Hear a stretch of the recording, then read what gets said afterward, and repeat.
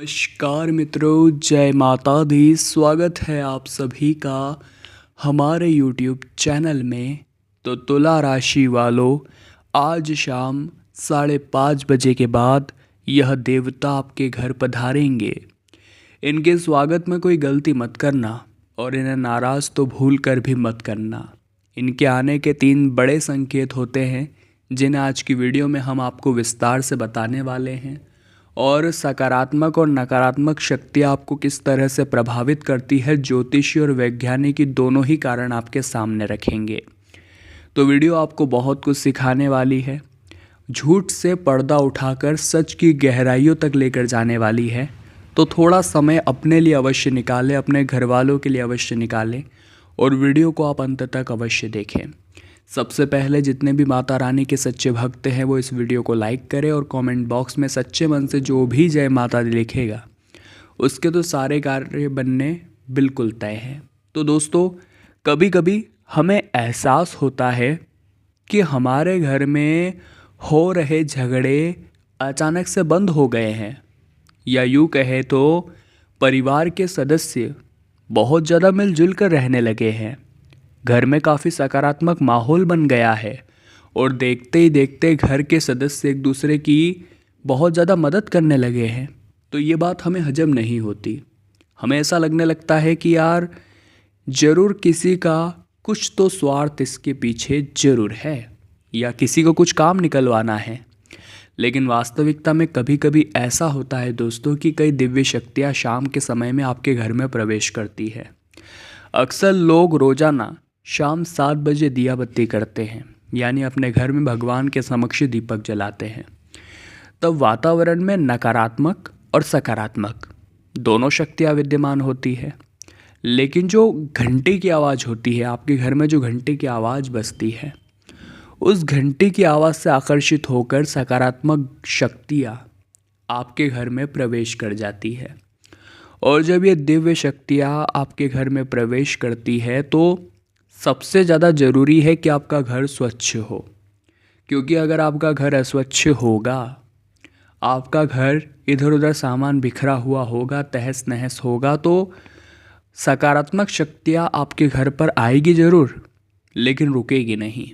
इसी के विपरीत नकारात्मक शक्तियाँ अगर आ गई तो ऐसी अस्वच्छता देखकर उसे हमेशा हमेशा के लिए रुकना पड़ जाएगा।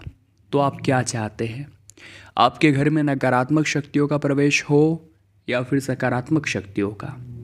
आपको इतना ध्यान रखना होगा कि जब आप शाम के समय में भगवान के समक्ष दीप प्रज्वलित कर रहे हैं तो बिस्तर किसी भी तरह से इधर उधर न पड़े हुए हो, बिस्तर एकदम उनकी सही जगह पर हो। दूसरा, शाम के समय पर झाड़ू आप बिल्कुल भी न मारें। साफ़ सफाई आप कर सकते हैं सुबह के समय, और किसी भी तरह की अव्यवस्था फैली हो तो आप उसे सही कर सकते हैं, क्योंकि शाम के समय में आपके घर में जब दिव्य शक्तियों का वास हो, जब देवता आपके घर में पधारे, तो नज़ारा एकदम शानदार हो और आशीर्वाद स्वरूप वे भी आपकी झोली भर दे। और यही कारण है कि आपके घर में पारिवारिक सदस्यों की एकता कभी कभी अचानक बन जाती है, क्योंकि उनका आशीर्वाद आपको मिल जाता है। दूसरा, कभी कभी आप देखते हैं कि जो दिया होता है, दीपक होता है जिसे आप प्रज्वलित करते हैं, उसकी लौ बहुत ऊंची जाती है, बहुत तेज़ चलता है वो अंत समय में। हर बार ऐसा नहीं होता, कभी कभी ऐसा होता है। तो वहाँ पर दोस्तों समझ जाना है कि घर में देवता का प्रवेश हो चुका है और अब कुछ गलतियाँ नहीं करनी हैं।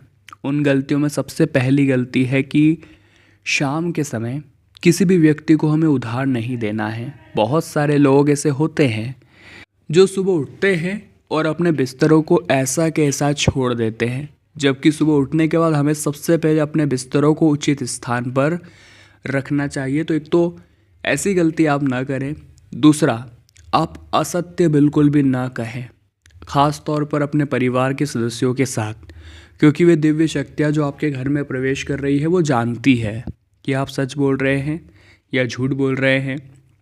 अगर सच्चे हैं तो वो आपका साथ देकर आपको माला माल बना देगी, लेकिन अगर आप झूठ का सहारा लेते हैं तो कहीं ना कहीं घर में नकारात्मक शक्तियों का वास होने लगेगा। अब दोस्तों कभी कभी हम ये भी देखते हैं कि अचानक रात्रि को 2 बजे से 5 बजे के बीच हमारी नींद खुल जाती है। आपने बहुत सी बार ये नोटिस किया होगा, परंतु कभी इस पर ध्यान नहीं दिया कि आखिर इसके पीछे कारण क्या है। कभी ना कभी या अक्सर लगातार रात को 2 से लेकर 5 बजे के बीच आपकी भी नींद अचानक से खुल जाती होगी, लेकिन आप क्या करते होंगे? पुनः सो जाते होंगे। अब आपको क्या करना है, जरा वो ध्यान से सुनिएगा। रात्रि के समय 2 बजे से 5 बजे के बीच अगर किसी व्यक्ति की नींद खुलती है तो इसका कारण होता है वो दिव्य शक्तियाँ या वो देवता जो आपके घर में प्रवेश कर चुके हैं, वो आपको जगाते हैं, वो इनडायरेक्टली आपकी आंखें खुलवाते हैं। अब इसके पीछे कारण क्या है? ये जो 2 से 5 का समय है, ये गोधूली बेला का समय है। ये सामान्य समय नहीं है, ये बहुत खास है। अक्सर लोग इसी बीच भगवान की पूजा करके भगवान को प्राप्त करते हैं। ये ऐसा समय है क्योंकि जो नेगेटिव वाइब्स होती है, नकारात्मक शक्तियाँ जो होती है, वो 2 से 5 के बीच में पूरी तरह से शून्य होती है, वो सो रही होती है, वो नहीं होती। लेकिन जो पॉजिटिव वाइब्स होती है, सकारात्मक शक्तियाँ, वो इस 2 से 5 बजे के बीच में अपने चरम पर होती है, यानी उच्च होती है एकदम। उनका प्रभाव भी बहुत ज़्यादा हो जाता है क्योंकि नकारात्मक शक्तियाँ आड़े नहीं आ रही होती। तो जब वो आपको 2 से 5 के बीच जगाती है तो सीधा सीधा आपको सिर्फ इतना कहना चाहती है कि भैया उठो, क्यों सोने में अपना वक्त ज़ाया कर रहे हो? उठ करके प्रभु का नाम लो, भगवान का नाम लो। आपके दिल में जो इच्छा है वो उनके सामने रख कर तो देखो, आपका काम जरूर होगा, आपकी मनोकामना जरूर पूर्ण होगी। लेकिन यही वो समय है जो आपको ये सब दे सकता है। लेकिन आप क्या करते हैं? जैसे ही 2 से 5 के बीच में आपकी नींद खुली, आप पुनः सो जाते हैं। लेकिन जिन भी लोगों ने हमारी आज की वीडियो देखी है वो ये गलती नहीं करेंगे। वो तो ये बात पक्की समझ जाएंगे कि अगर नींद खुली है 2 से 5 के बीच में तो अब मुझे भगवान का स्मरण करना है, मुझे भगवान का नाम जाप करना है, भले 5 मिनट सही, लेकिन उसी स्थान पर थोड़ा बैठ जाइए और भगवान का नाम जाप शुरू कर दीजिए। प्रभु श्री राम का नाम लीजिए, श्रीमन नारायण कहिए, या फिर ओम नमो भगवते वासुदेवाय नमः मंत्र का जाप करिए। ऐसी कृपा बरसेगी, ऐसी कृपा बरसेगी कि आपने सोचा नहीं होगा। और ये जो दिव्य शक्तियाँ हैं जिन्होंने आपके घर में प्रवेश किया है, वो आपके जीवन को सकारात्मक ही देखना चाहती है। नकारात्मक शक्तियों का प्रभाव तब पड़ता है जब घर में बहुत ज़्यादा लड़ाई झगड़ा होता है, जब कलेश बना रहता है, हमने बताया था गंदी वाड़ा बना रहता है, लोग नहाते नहीं हैं जिस घरों में, या फिर जिन घरों में शाम के समय उधार दिया जाता है, या ऐसी तरह तरह की गतिविधियाँ होती है जो नकारात्मक शक्तियों को अपनी ओर आकर्षित करती है, तो फिर उस घर के काम बिगड़ने लगते हैं। चारों ओर से नकारात्मकता उस घर को जब घेर लेती है तो समस्त सदस्यों का व्यवहार खराब हो जाता है, दिमाग चिड़चिड़ा हो जाता है। तो समझदार को इशारा काफ़ी होता है। अब दोस्तों हम बहुत शानदार उपाय आपको बताने वाले हैं। ये उपाय आपको सुनना है, समझना है और अपने ज़िंदगी पर लागू भी करना है। यह उपाय आपने कर लिया तो आपके घर में कोई भी नकारात्मक शक्ति प्रवेश नहीं कर पाएगी।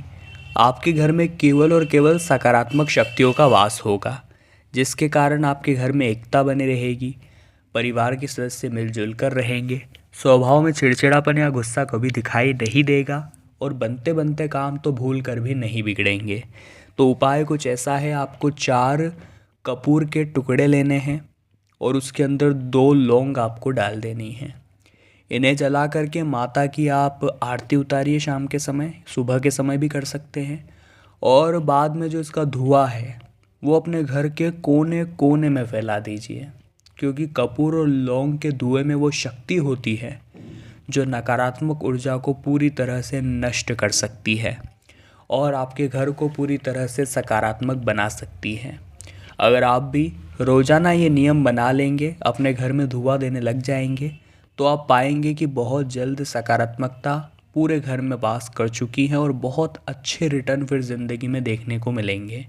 इसी के साथ जो घर का ईशान कोण होता है, उत्तरी पूर्वी कोना, वहाँ पर भी आप एक देसी घी का दीपक अवश्य लगाएं, क्योंकि वहाँ 33 कोटि देवी देवता विराजते हैं। तो बहुत अच्छा फ़ायदा इस उपाय से भी देखने को मिल जाता है।